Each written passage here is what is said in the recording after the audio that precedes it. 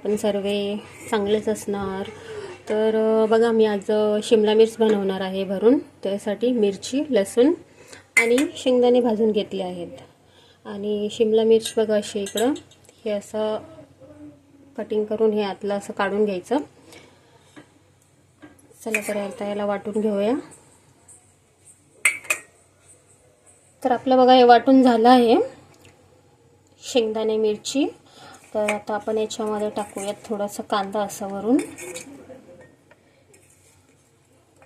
कांदा टाकला की थोडीशी हळद घालूयात.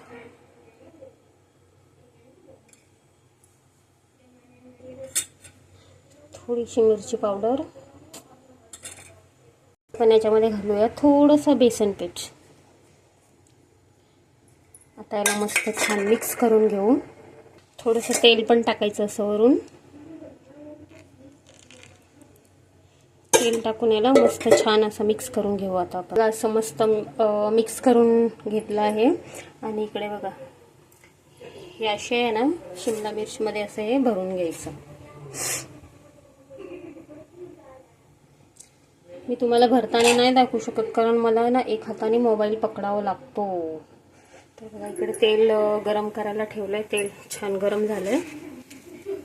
याच्यामध्ये घालूया थोडेसे जिरे. याच्यामध्ये पाणी नाही टाकायचं, नुसतं तेलामध्ये फ्राय करून घ्यायचं आहे.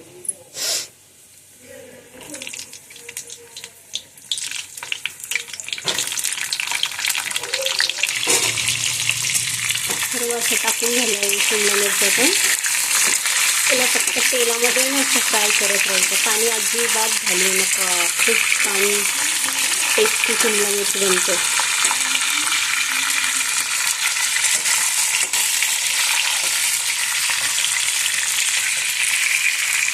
कशी वाटली तुम्हाला शिमला मिरचीची भाजी सांगा कमेंट करून नक्की.